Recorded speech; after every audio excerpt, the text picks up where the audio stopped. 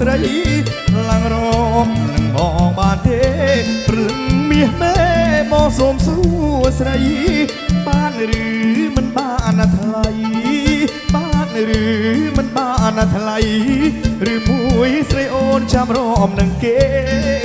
បើសិននាងនៅទុំនេនៅបងសិននាងនៅទុំនេ